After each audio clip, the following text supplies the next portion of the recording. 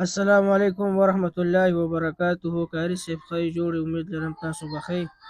هر شی محترم، یو سوال دی چې دا مړې خبرې اوري او که نه اوري، تا راته لږ د دې لږ وضاحت وکړي چې په شریعت کې څنګه راغلي، په حدیث کې څنګه راغلي، او په قرآن کې څنګه راغلي. هر شی محترم. وعلیکم السلام ورحمت الله وبرکاته. چونکې دا مسله اختلافي ده چې را مړی اوري که نه اوري.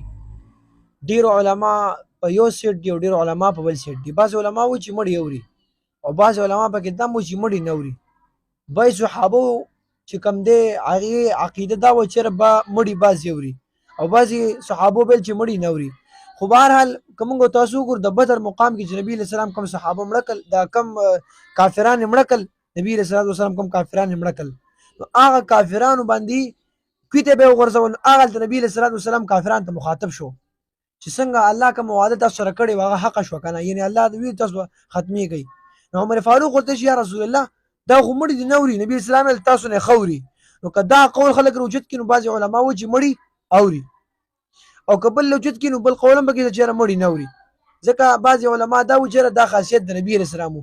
خو بعضې علما دا هم وایي سړی مړ شي او په قبر کې کېږدي، بعضې خلک وله ورشي، که هغه مسلمان او که کافر دی پې سلام واچوي، مړی وله باقاعده جواب ورکوي. نو چونکې دا مسله اختلافي ده او تا هم داسې مسلې تپوس وکړو چې هغه اختلافي، نو بهرحال دې کې موږ دا عقیده وساتو چې قرآن کې الله وایي مړي نه اوري. ځکه شهیدانو باره کې الله وایي که نه چې شهید چې کله سړی شهید شو مړ شو ولکن لا تشعرون، کله ولنبلونکم بشیء من الخوف، دغه آیتونه کې الله سبحانه وتعالی فرمایي چې کله سړی شهید شي هغې له چې کوم دی باقاعده وایي رزق میلاویږي او نعمتونه میلاویږي، ولکن لا تشعرون، الله څه وایي تاسو نه پوهېږئ. نو دا مسلې زده کول دي چېرې د اختلافي ده. بعضې علما وایي اوري، بعضې وایي نه اوري. بعضې علما دا هم وایي چې سړی مقبرې ته لاړ شي هلته به سلام وکړي، سلام جواب ورکوي. نو که دې ته موږ اورو مړي اوري او قرآن څه وایي نه اوري. نو بهتر دغه دی چې د دې په باره کې عقیده دغه ساتلې چې یاره څه وایي اوري او څه وایي نه اوري. نو موږ به هغه علماو ته دا مسله پرېږدو چې هغه اختلافي کړې ده. نو بعضې مړي چې کوم دی په بعض وخت کې اوري او بعضې مړي په بعض وخت کې نه اوري. الله سبحانه وتعالی په دې باندې موږ او تاسو علمیت او بصارت را نصیب کړي.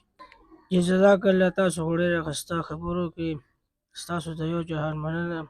د الله هم په علم کې اضافه وکړه سره زما. اوس تاسو نه اجازه غواړو چې د لوی الله په امان.